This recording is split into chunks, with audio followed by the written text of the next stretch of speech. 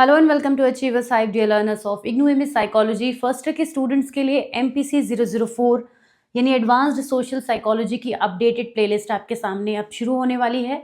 आज हमारा पहला वीडियो होगा इस पेपर के बारे में, इसके सिलेबस के बारे में। बहुत सारी इंपॉर्टेंट बातें पहले करेंगे और उसके बाद आज के कुछ टॉपिक्स को भी हम कवर करेंगे।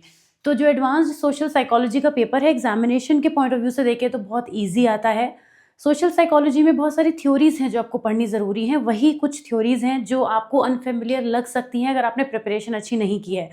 अदरवाइज सोशल साइकोलॉजी में ऐसा कोई भी टॉपिक नहीं है जो आप अपने पास से नहीं लिख सकते, क्योंकि ये वो कॉन्सेप्ट्स होते हैं जो हम अपनी रियल लाइफ में एक्सपीरियंस करते हैं, पर हमें उनको टेक्निकली उनका नाम क्या होना चाहिए ये नहीं पता होता। जैसे कोई भी कॉन्सेप्ट ले लीजिए, अगर प्रो सोशल बिहेवियर है तो जनरली हम प्रो सोशल बिहेवियर का मतलब जानते हैं, लेकिन अगर आप उसका मीनिंग नहीं जानते हैं ना इंग्लिश से हिंदी में या अपनी लैंग्वेज में, तो आपको उसको एक्सप्लेन करने में प्रॉब्लम आएगी। अदरवाइज प्रो सोशल बिहेवियर कुछ भी नहीं है। तो इसी तरीके के बहुत टॉपिक्स हैं सोशल साइकोलॉजी में जो आप बहुत आसानी से एग्जाम में अटैम्प्ट कर पाते हैं। मैं हमेशा प्रेफर करती हूँ, आपको ध्यान होगा मैंने एक वीडियो भी बनाया था, शॉर्ट वीडियोस में मेंशन किया था कि अगर आप फर्स्ट ईयर में सारे पेपर नहीं दे रहे हैं तो 1, 2 और 4 मैंने सजेस्ट किया था। थर्ड मैंने मना किया था क्योंकि वो थोड़ा सा ट्विस्टेड पेपर आता ही है, और अगर वो आप नेक्स्ट टाइम अगर आप 2 पार्ट में कर रहे हैं तब, तो फोर्थ को मैंने इसीलिए कंसिडर किया था क्योंकि फोर्थ बहुत ईजी है। जो आपको थर्ड पेपर का गैप मिल जाएगा ना पढ़ने के लिए, उसमें तो आप पूरा पेपर ही करके आराम से आ जाएंगे। हमारे इस जो सोशल साइकोलॉजी के लेक्चर्स रहेंगे ये काफ़ी छोटे छोटे रहेंगे। जितने भी वीडियोज़ में मैं इसको कवर करूँगी बहुत क्विक होगा, क्योंकि ऐसे एग्जाम्पल्स हैं जिनमें हमें बहुत ज़्यादा टाइम वेस्ट नहीं करना है। मैं मान के चल रही हूँ एग्जामिनेशन के दिनों में इन्हें देख रहे होंगे तो उस टाइम पर आपको बहुत ओवर एक्सप्लेनेशन की ज़रूरत नहीं है, और ये सब्जेक्ट भी ऐसा नहीं है। लेकिन जहाँ पर कॉन्सेप्ट्स की रिक्वायरमेंट होगी कि हमें एक्सप्लेन डिटेल में करना है, तो वो मेरे एंड पर आप छोड़ दीजिए, वो मेरा काम है, मैं आपको एकदम परफेक्टली एक्सप्लेन करूँगी। अब आइए इसका सिलेबस देख लेते हैं। ये इजी नोट्स हमने दिसंबर 2025 और जून 2026 के लिए अपडेट किए हैं। तो अगर अभी तक आप अपडेटेड प्लेलिस्ट, पुरानी प्लेलिस्ट देख रहे थे तो आपका कन्फ्यूजन भी क्लियर हो जाएगा। काफ़ी स्टूडेंट्स स्ट्रगल कर रहे थे, I am really sorry for that. मेरे पास कई सारे व्हाट्सएप पे मैसेजेस आए, वो नहीं समझ पा रहे थे कि ये वीडियोस अवेलेबल क्यों नहीं है। तो आज से वो सीरीज स्टार्ट हो रही है, आप सभी वीडियोस देख पाएंगे। आज की जो क्लास है हमारी, और क्लास के पास भी मैं आ रही हूँ, ये बस 30 सेकंड्स एक्स्ट्रा और लूँगी आपके। एक बार आपको सिलेबस दिखा देती हूँ। देखिए हमने यहाँ पर कुछ ऐसे टॉपिक्स में डिवाइड कर दिया है जिस टॉपिक के नाम से क्वेश्चन आता है। जैसे कि एट्रीब्यूशन के जो टॉपिक हैं इनमें से क्वेश्चन ज़रूर आएगा। इसी तरीके से सोशल साइकोलॉजी का भी आज बताऊंगी कि कैसे आएगा। और कन्फॉर्मिटी, प्रो सोशल बिहेवियर, ये वो मेन टॉपिक हैं जिन पर कोई क्वेश्चन ज़रूर आता है। तो मैंने इस बार इसमें क्या किया है, जो इंडेक्स बनाया है उसमें इंडेक्स में उसको टॉपिक्स में क्लासीफाई करके और फिर उसको यहाँ पे अरेंज किया है। अगेन ये टॉपिक्स ब्लॉक वाइज अरेंज हैं, आपकी जो बुक है उसके हिसाब से अरेंज है। बहुत कुछ है इसमें जो मैं पहले बता चुकी हूँ। तो कुल मिला के हमारे पास 40 टॉपिक्स हैं। आपको 40 लग रहा होगा कि नंबर बड़ा है, लेकिन आप खुद ही देखेंगे ना, छोटी छोटी बातें हैं। जैसे कॉपरेशन कॉम्पिटिशन में डिफरेंसेस हो गया, इनकी कैरेक्टरिस्टिक, तो ये एक ही टॉपिक है। तो ऐसे कई जगह पे आपको टॉपिक दिखेंगे जहाँ पे ज़रूरत नहीं है ज़्यादा, पर हमने उसको थोड़ा स्प्लिट कर दिया है जिससे कि भले ही वो आपको नंबर ज़्यादा दिखे मगर आपको लगे कि हमने टॉपिक अलग से पढ़ा। थोड़ी बहुत साइकोलॉजी तो मैं भी आपके साथ यूज़ करूँगी ना यहाँ पे इस चीज़ को समझाने में। तो ये सब है। आज हम शुरुआत करेंगे सोशल साइकोलॉजी से। अब आप बहुत ध्यान से मेरी बात सुनिएगा जो मैं कहने वाली हूँ। एग्ज़ाम में 10 मार्कर का एक क्वेश्चन आता है जिसमें सोशल साइकोलॉजी को कुछ भी फॉर्म में बना के पूछा जाता है। कुछ भी मतलब ये टॉपिक्स आपके सामने हैं। सोशल साइकोलॉजी का कॉन्सेप्ट, नेचर, सोशल साइकोलॉजी का स्कोप, सोशल साइकोलॉजी में यूज़ होने वाले research method, social psychological field में वर्क करने पर क्या एथिकल इश्यूज होते हैं, कैसे सोशल साइकोलॉजी का एप्लीकेशन हो सकता है। आप सोच रहे हैं ये टॉपिक एक ही है, लेकिन हमने इसके जितने सब टॉपिक्स और प्रीवियसली आस्क्ड हैं उनको यहाँ कलेक्ट किया है। इनमें कोई भी ऐसा टॉपिक नहीं है जो जस्ट वन टाइम पूछा गया हो, मल्टीपल टाइम्स आए हैं यही टॉपिक। तो 10 मार्कर का एक क्वेश्चन सोशल साइकोलॉजी पे बनकर आएगा, ये तय बात है। मतलब जो हम आज पढ़ेंगे अगेन उसमें आपकी 10 मार्कर की प्रिपरेशन होगी। चांसेस ये भी हैं कि नॉट जस्ट 10, एक और क्वेश्चन 6 मार्कर में आ सकता है। इसके चांसेस थोड़े स्लाइट हैं, लेकिन अगर 10 में नहीं आया, बाय चांस अगर 10 में नहीं आया तो फिर 6 में 100% आएगा। तो इसका मतलब हो गया कि ये टॉपिक ही ऐसा है, हम एग्जाम के क्वेश्चन पेपर की प्रिपरेशन कर रहे हैं। आज मेरी कोशिश ये रहेगी, क्योंकि शुरू के 3-4 मिनट तो डिस्क्राइब करने में चले जाते हैं पहले वीडियो में, तो मेरा टारगेट तो 4 टॉपिक्स का है, 5 मिनट ईच देते हुए 20 मिनट्स में मुझे इन्हें कवर करना है। लेकिन देखते हैं अगर कुछ रह जाता है बाई चांस, अगर नहीं उतना टाइम लिमिट में होता है तो उसको नेक्स्ट में कवर कर लेंगे, कोई प्रॉब्लम नहीं है। आ जाते हैं पेज नंबर 4 पर, जिसमें हम सोशल साइकोलॉजी के कॉन्सेप्ट, नेचर, स्कोप की बात करेंगे। ये ना ऐसा टॉपिक है कि अगर आप मेरे सामने हो तो मैं आपसे पूछूं, बताइए सोशल साइकोलॉजी क्या है, आपकी नज़र में सोशल साइकोलॉजी क्या है, वही सब कुछ हमें इन तीनों में लिखना है और बेसिकली दो में तो वही लिखना है। एक्चुअल में आपकी नज़र में सोशल साइकोलॉजी क्या है, स्क्रीन पर मत देखिए, मुझे देखिए और मेरी बात पे फोकस कीजिए। सोशल साइकोलॉजी साइकोलॉजी की वो ब्रांच है जो ह्यूमन बिहेवियर को सोशल सेटिंग में कैसे अंडरस्टैंड कर सकते हैं ये स्टडी करना सिखाती है। मेन काम तो यही है। सोशल साइकोलॉजी में हम ह्यूमंस पर जो भी बिहेवियर हमारा इस दुनिया में लोगों के टुवर्ड्स होता है या लोगों के साथ हम बिहेवियर करते हैं, इंटरपर्सनल बिहेवियर को हमारी स्टडी करती है सोशल साइकोलॉजी। तो इसी को आपको एक्सपेंड करना है इन योर ओन वर्ड्स। पर हम यहाँ पे देख लेते हैं कि हमने आपको क्या प्रोवाइड कराया है। तो सोशल साइकोलॉजी की कॉन्सेप्ट हो या चाहे नेचर हो, चीज़ें सिमिलर रहेंगी। एक तरीके का ये इंट्रोडक्शन है। कॉन्सेप्ट मतलब इंट्रोडक्शन है। अब एग्जाम में पूछ लेते हैं, आया है ऐसे कॉन्सेप्ट ऑफ सोशल साइकोलॉजी, तो मतलब क्या बताएंगे आप, क्या बताएंगे कॉन्सेप्ट क्या हुआ। कॉन्सेप्ट मतलब what do you think about it, क्या है सोशल साइकोलॉजी, वो आपको बताना है। क्या क्या करती है सोशल साइकोलॉजी। ये एक ब्रांच है साइकोलॉजी की जिसमें इंडिविजुअल कैसे सोचते हैं, कैसे बिहेवियर करते हैं सोशल कॉन्टेक्स्ट में, हम ये देखते हैं। ये इस पर भी फोकस करती है कि लोगों का दूसरों से कैसे बिहेवियर इन्फ्लुएंस हो जाता है। जो कुछ भी इंटरपर्सनल रिलेशनशिप में हो सकता है ना, वो सब हम सोशल साइकोलॉजी में पढ़ेंगे। ये भी बताती है कि इंडिविजुअल और ग्रुप लेवल पर बिहेवियर क्यों वेरी करता है। देखिए वही कॉन्सेप्ट्स हैं, उनको हम डिवाइड कर रहे हैं। ये बताती है हमें कि लोग जो है इंप्रेशन कैसे फॉर्म करते हैं, जजमेंट कैसे बनाते हैं और दूसरों की एक्सपेक्टेशन को कैसे करते हैं, अथॉरिटेरियन बिहेवियर के टुवर्ड्स क्यों ऐसा बिहेव करते हैं। बहुत सारी चीज़ें हैं, एटीट्यूड्स कैसे डेवलप हो जाते हैं। तो ये वो सारी चीज़ें हैं जो एज अ ह्यूमन बीइंग हमारे बिहेवियर में डे टू डे पार्ट है। ओके, तो ये सब हम कॉन्सेप्ट में लिखेंगे और भी बहुत कुछ लिख सकते हैं आप अपनी तरफ से लिख सकते हैं। आपको लगता है सोशल साइकोलॉजी में और क्या क्या चीज़ें होती हैं। अब नेचर की बात करते हैं। सोशल साइकोलॉजी हम जैसे हमें लग रहा है कि दुनिया भर की तो बातें हैं। अगर सोशल साइकोलॉजी को हम देखें तो क्या ऐसे कहते हैं लोग ये दुनिया भर की बातें हैं, बट इट्स नॉट सोशियोलॉजी। और इनफैक्ट सोशियोलॉजी में भी दुनिया भर की बातें नहीं होती हैं। लेकिन सोशल साइकोलॉजी जो है ना, जो भी कोई ब्रांच साइकोलॉजी से जुड़ेगी तो वो डेफिनेटली साइंटिफिक तो हो जाएगी। ऐसा नहीं कह सकते उसको कि कुछ भी है, कोई भी कर रहा है। अगर हम ऑब्जर्वेशन भी कर रहे हैं ना, जैसे ऑब्जर्वेशन एक बड़ी बेसिक चीज़ है और वो सोशल साइकोलॉजी में आती है, क्योंकि हम लोगों का बिहेवियर ऑब्जर्व करके कुछ इंटरप्रिटेशन बनाते हैं। पर ये नहीं है कि हम कुछ भी बना रहे हैं, कुछ भी कर रहे हैं। यहाँ पे भी उसके लिए टूल्स हैं, क्वेश्चनायर्स हैं। प्रॉपर तरीके से होगा, हमेशा इनफॉर्मल वे में होगा, सॉरी फॉर्मल वे में होगा। इनफॉर्मल तो हम तब हो जाते हैं जब हम किसी भी तरीके से करते हैं। तो ये साइंटिफिक है, एम्पेरिकल है, ये इंटरडिसिप्लिनरी है। ये साइकोलॉजी, सोशियोलॉजी, एंथ्रोपोलॉजी, कई सारे ब्रांचेस से, पॉलिटिकल साइंस, इनसे कनेक्ट करती है। सोशल साइकोलॉजी का मतलब ये नहीं है कि सिर्फ सोशल वर्ड की बात है। सोशल वर्ड में होने वाले और भी छोटे छोटे या अलग अलग ब्रांचेस, उनको भी कनेक्ट करती है, राइट। ये सोशल इंटरेक्शन पे बहुत ज़्यादा फोकस करती है। इसका नेचर है कि एक ह्यूमन बीइंग का एज एन इंडिविजुअल भी बिहेवियर और दूसरों के साथ भी, उसको ये स्टडी करती है। ये डायनामिक है, इवॉल्विंग है, डेली लाइफ में एप्लीकेबल है ऑफ कोर्स। तो ये इसका नेचर हो गया। इसी तरीके से नेचर में भी आप और पॉइंट्स बढ़ा सकते हैं। अब हम सोशल साइकोलॉजी का यूज़ कैसे कर सकते हैं, क्या स्कोप है। अगर हम सोशल साइकोलॉजी को स्टडी करें तो वो जो पॉइंटर्स हैं, लोग ऐसा क्यों करते हैं, लोग वैसा क्यों करते हैं, ओबे क्यों करने लगते हैं, कन्फॉर्मिटी क्यों शो करते हैं, एग्रेशन क्यों दिखाते हैं, कोऑपरेटिव कैसे हो जाते हैं, यही सब हमारा इसका स्कोप है। यही सब तो स्कोप है। जो भी हमारे सवाल हैं उनका जवाब ढूंढने में अगर हमें सोशल साइकोलॉजी हेल्प करती है तो वही तो उसका स्कोप हुआ।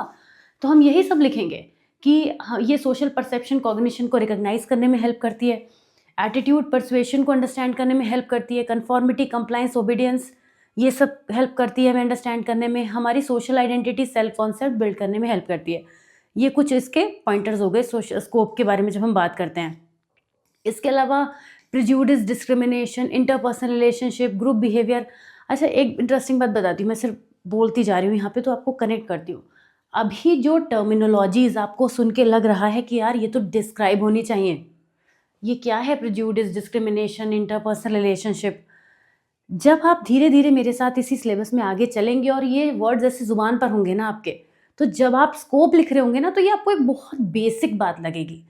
हो सकता है अभी बिगिनिंग है तो आपको लगे ये टॉपिक बहुत डिटेल में जाना चाहिए, मगर मुझे पता है जब आप सारे टॉपिक्स आगे पढ़ेंगे, जब हम इन चीज़ों पर और डिटेल में ग्रुप बिहेवियर पे बात करेंगे, तो जिसके बारे में आप ऑलरेडी डीप में जानते होंगे ना और वो टर्मिनोलॉजीज आपके दिमाग में आ चुकी होंगी, तब उस वक्त स्कोप लिखना आपके लिए कोई बड़ी बात नहीं होगी। So this is why I am saving the time, I am just making you familiar with the topics and not going in the detail। But मेरे ख्याल से जो लोग सोशल फिनोमिनास को ऐसे भी समझते हैं, तो वो ऐसे भी समझ रहे होंगे हम क्या कह रहे हैं।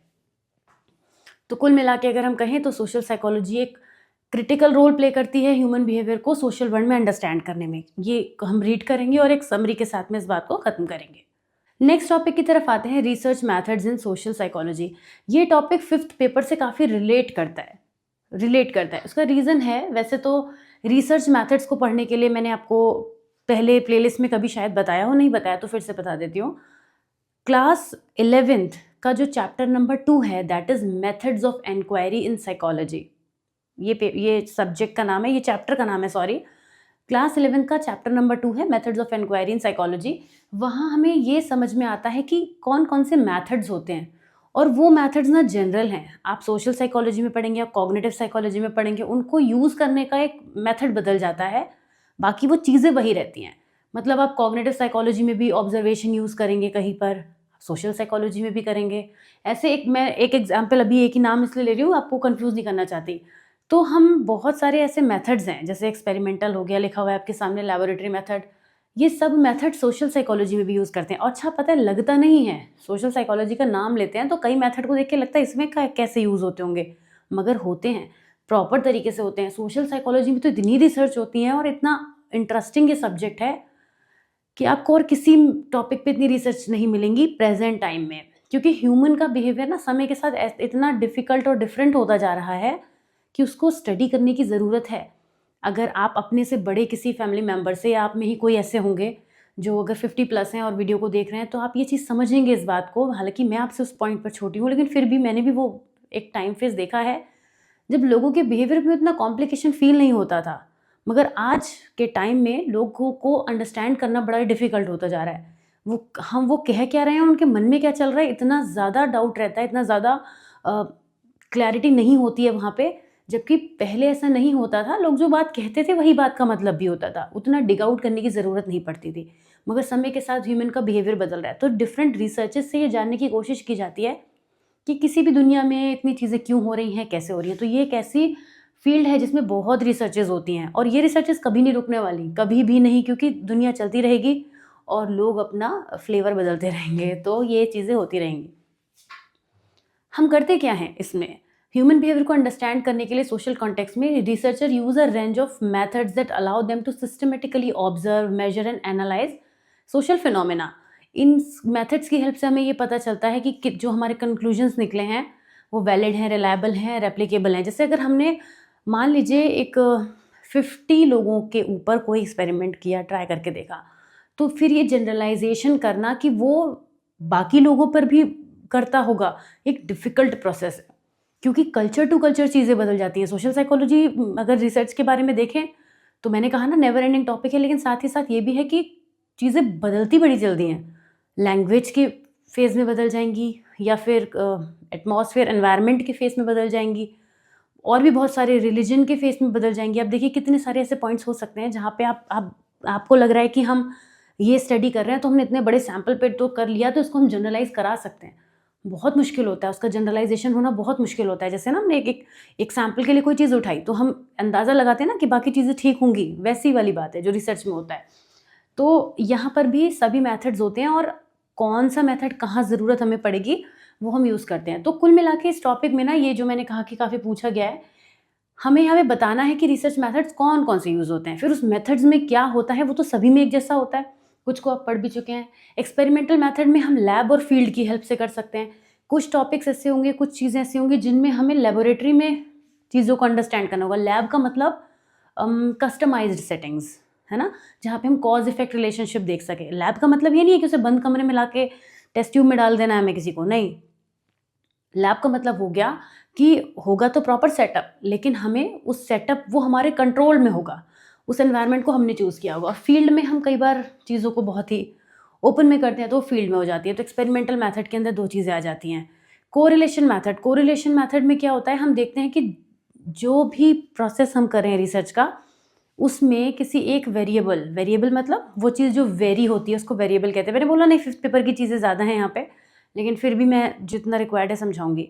तो हम जब कोई एक प्रोसेस कर रहे हैं सोशल साइकोलॉजी में, तो हम देखते हैं कि क्या दूसरे फैक्टर का इस पर इफेक्ट तो नहीं आ रहा है। जैसे आपने कोई टेस्ट बनाया, राइट, आपने कोई टेस्ट बनाया, वर्बल टेस्ट बनाया, तो आपको ये देखना पड़ेगा कि मैं जिस कंट्री में इसको अप्लाई कर रहा हूँ, के लिए बना रहा हूँ, क्या वहाँ के लोगों की लैंग्वेज इस पे इफ़ेक्ट डालेगी, कल्चर इस पे इफ़ेक्ट डालेगा, एक्सेप्टेंस होगा। तो ये सारी चीज़ें दिखाती हैं कि 2 चीज़ें आपस में किस तरह से सही चल रही हैं या नहीं चल रही हैं। आजकल तो हमारा टॉपिक भी चल रहा है ये, इसमें कोरिलेशन खैर ख़त्म कर चुके हैं हम लाइव क्लास में। तो कोरिलेशन मेथड ये हो जाता है। इसमें हम बहुत सारी चीज़ों के बीच में देखते हैं रिलेशनशिप। ऑब्जर्वेशन मेथड आपको पता ही है, कभी नेचुरलिस्टिक वे में कर सकते हैं, कभी पार्टिसिपेंट ऑब्जर्वेशन होता है। पार्टिसिपेंट को पता होता है कि हमारा बिहेवियर जो है वो ऑब्जर्व हो रहा है। इसमें हम रिकॉर्ड मेंटेन करते हैं बहुत तरीकों से और ऑब्जर्वेशन करते हैं, right. Survey method social psychology का सबसे पॉपुलर मेथड, सर्वे, केस हिस्ट्री, इंटरव्यू, ये सोशल साइकोलॉजी की बड़ी पॉपुलर मेथड है क्योंकि इनसे बहुत डेटा मिलता है। सर्वे करते हैं, बड़े एरिया को कवर कर लेते हैं, ज़्यादा लोगों को कवर कर लेते हैं सर्वे की हेल्प से। तो हमें लोगों की प्रेफरेंसेस, बिलीफ, एटीट्यूड, इनके बारे में एक जनरल आइडिया मिल जाता है। काफ़ी कॉस्ट इफेक्टिव तो होता ही है, ईजी भी होता है एडमिनिस्टर करना। इंटरव्यू आप जानते ही हैं, कई बार बता चुकी हूँ प्रीवियस वीडियोज़ में। इंटरव्यू में क्या होता है, इंटरव्यू की हेल्प से हम एक दूसरे पर्सन के बारे में उसकी इन्फॉर्मेशन लेते हैं। पर कई बार जो इंटरव्यू भी हम सर्वे की हेल्प से कर सकते हैं, मतलब इंटरव्यू काइंड ऑफ बड़े क्वेश्चन है यार। 1-on-1 तो इंटरव्यू हम कर ही सकते हैं, मल्टीपल लोगों के साथ भी इंटरव्यू कर सकते हैं, और कई बार इंटरव्यू ऐसे भी लोगों के साथ कर सकते हैं जिन्हें ऑलरेडी बहुत सारे बड़े एरिया की नॉलेज होती है। जैसे अगर आप कुछ ऐसी चीज़ों के बारे में सोशल साइकोलॉजी में सर्वे करने जा रहे हैं, इन्फॉर्मेशन लेने जा रहे हैं, सॉरी, जहाँ पर आप ये जानना चाहते हैं कि इस चीज़ का इफेक्ट यहाँ की पॉपुलेशन पे क्या होगा, तो आप वहाँ के किसी ऐसे पर्सन से भी कांटेक्ट कर सकते हैं जो ऑलरेडी इन चीज़ों में हो, जिसको नॉलेज हो, जो आपको मोटे-मोटे तौर पर डेटा दे सके। तो आपको हर पर्सन पे नहीं जाना पड़ेगा। तो ये इंटरव्यू मेथड ऐसे भी काम आ जाता है। केस स्टडी में हम डीपर में जाते हैं। केस स्टडी में हम एक बारीक-बारीक चीज़ को ऑब्ज़र्व करते हैं, रिकॉर्ड करते हैं। केस स्टडी सुनने में एक नाम है, पर केस स्टडी के खुद के अंदर तमाम मेथड्स आ जाते हैं। केस स्टडी अकेला मेथड नहीं है। केस स्टडी करते वक्त हम ऑब्जर्वेशन भी करेंगे, केस स्टडी करते वक्त हम इंटरव्यू भी ले सकते हैं, हम सर्वे भी कर सकते हैं। केस स्टडी करते वक्त हमें कोई सेल्फ रिपोर्ट क्वेश्चनायर भी यूज़ करना पड़ सकता है। तो case study is a very long method.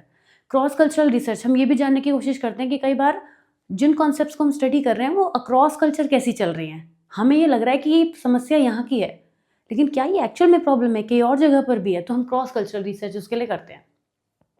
इन्हें आप रीड करिएगा, बड़ी सिंपल लैंग्वेज है, बहुत आसानी से समझ में आ जाएंगे। अब किसी भी साइकोलॉजिकल रिसर्च को करते हुए हमेशा वही एथिकल इश्यूज होते हैं, कुछ नया नहीं होता, ये 5th पेपर में भी आएगा टॉपिक। तो हमें क्या करना चाहिए, अब आप ही सोचिए, जब रिसर्च करेंगे तो एक स्टैंडर्ड मेथड है। सबसे पहले हम जब जिस चीज़ पर रिसर्च कर रहे हैं, जिस पर्सन के बारे में कुछ काम कर रहे हैं, तो उससे इन्फॉर्म्ड कंसेंट लेनी है। यहाँ तक कि अगर हम किसी लोकेशन के ऊपर ना, मैं ह्यूमन बीइंग की बात नहीं करी, इंडिविजुअल की, अगर हम एक बड़े एरिया को कवर कर रहे हैं और वहाँ के कुछ कल्चर के बारे में हम जानना चाहते हैं, तो भी हमें उस एरिया की जो मेजर अथॉरिटी है उनसे परमिशन लेनी है। ऐसे नहीं हो सकता हम कहीं भी घूम रहे हैं फिर अगले दिन हमें पुलिस भी उठा के ले जा सकती है कि हम कर क्या रहे हैं। तो informed consent in what ever वे हमें जैसे भी रिक्वायर्ड है, अगर सिंगल इंडिविजुअल किसी पर्सन पर हो रहा है तो उससे, अदरवाइज जैसे भी है वैसे हम उसके इन्फॉर्म्ड कंसेंट लेते हैं। अब बात करते हैं डिसेप्शन की। डिसेप्शन मीन्स किसी भी तरीके का ऐसा मैनिपुलेटिव वे में कुछ भी इन्फॉर्मेशन को फाइंड आउट करने की कोशिश करना, धोखाधड़ी करना बेसिकली। तो ये नहीं होनी चाहिए, this should be no deception in our research. हम जो भी कर रहे हैं वो क्लियर होना चाहिए। जितना ट्रू हम चलेंगे ना रिसर्च के टूवर्ड्स, उतना ही ट्रू हमें रिजल्ट्स मिलेंगे। तो ये हमें ध्यान रखना है कि there should be no deception, इस बात का हम ध्यान रखें। फिर है प्रोटेक्शन फ्रॉम हार्म, किसी भी तरीके के हार्म से। जैसे अगर सोशल साइकोलॉजिकल रिसर्च हमारी चल रही है तो हो सकता है हम वुमेन एम्पावरमेंट पे कुछ वर्क कर रहे हो, कुछ फीमेल को लेके किसी चीज़ पे वर्क कर रहे हो, नॉट जस्ट फीमेल, कुछ भी हो सकता है, किसी चाइल्ड के लॉज के लिए हम वर्क कर रहे हैं। तो in that case we have to be very careful कि हमारे एक्शन से कोई हार्म नहीं होना चाहिए। हमारी रिसर्च का ऑब्जेक्टिव ये बिल्कुल नहीं हो सकता, ऑब्जेक्टिव तो खैर होता भी नहीं है, लेकिन उसके प्रोसेस में भी ऐसी कोई प्रॉब्लम नहीं आनी चाहिए जिससे दूसरे पर्सन को किसी भी तरीके का हार्म हो। प्राइवेसी और कॉन्फिडेंशियलिटी एक बहुत बड़ा एथिकल पॉइंट है जिसको हमें हमेशा ध्यान रखना चाहिए। जो भी डेटा हम ले रहे हैं बस वो हमारे ही पास रहना चाहिए, वो किसी भी एग्जाम्पल की तरह भी कहीं यूज़ नहीं होना चाहिए, वो किसी भी वे में जो है वो यूज़ नहीं होना चाहिए। इस बात का हम ध्यान रखेंगे, प्राइवेसी और कॉन्फिडेंशियलिटी को मेंटेन करेंगे। जो हमारे पार्टिसिपेंट्स हैं उनको ये राइट होना चाहिए कि वो विड्रॉ कर सकें अगर वो किसी भी ऐसे इनकन्वीनियंस को फील कर रहे हैं। पहले तो हम जो रिसर्च करें हमारी ही जिम्मेदारी है कि चीज़ें सही चलें, लेकिन वर्स्ट केस सिनेरियो भी आ सकता है और ऐसे में उनको विड्रॉ करने का राइट होना चाहिए। ऐसा नहीं कि वो फंस गए हमारी रिसर्च में। डीब्रीफिंग ज़रूर होनी चाहिए, हम क्या कर रहे हैं, कहाँ तक पहुँच गए हैं, कैसी चीज़ें चल रही हैं, हमारे जो पार्टिसिपेंट्स हैं उनको जानने का राइट है।